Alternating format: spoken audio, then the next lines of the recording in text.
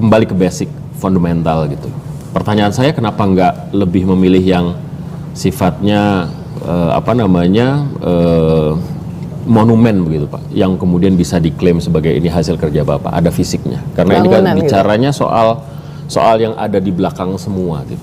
Kalau bicara bikin jalan Papua gitu, sehingga semua kabupaten Papua misalnya tersambung, itu kan monumennya Prabowo di sana. Kenapa itu yang tidak Bapak lakukan? Boleh saya jawab ya? Ya. Jadi begini, suatu pembangunan suatu bangsa tentunya bertahap dan memiliki dimensi yang banyak. Kalau Anda benar, saya merasa bahwa harus fundamental, jadi harus dasar dulu. Back to basic. Ya, dasar. Basic kan artinya dasar. Yeah. Ya. Sama dengan kita bangun suatu gedung, landasannya, fondasinya harus kuat. Jadi saya merasakan dari kecil bahwa masalah pangan itu sangat fundamental. Kalau kita lihat pemerintah itu jatuh dan bangun, kuncinya itu adalah masalah pangan. Bisa nggak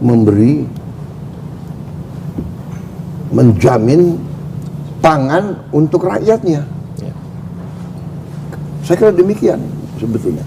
Dan setelah saya berkembang, ya saya jadi dewasa, saya mengalami, saya baca dan saya alami, ternyata bahwa ideologi apapun yang kita hanut, agama apapun yang kita hanut, saya kira setiap warga, setiap anggota suatu masyarakat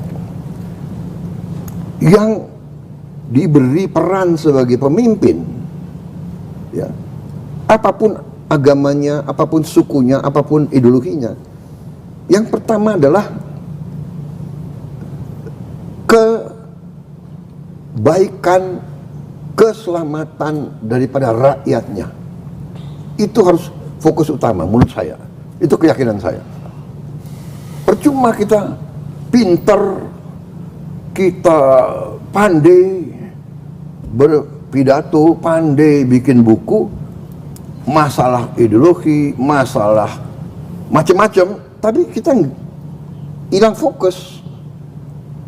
Jadi itu keyakinan saya. Karena itu ya saya berpikir monumen yang terhebat dalam suatu pemerintahan adalah kalau dia bisa meninggalkan suatu sistem fundamental yang menjamin pangan, menjamin energi, menjamin air, dan di ujungnya lapangan kerja, pendidikan, kesehatan,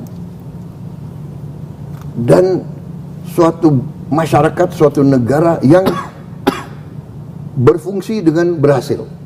Itu monumen yang terbaik menurut saya.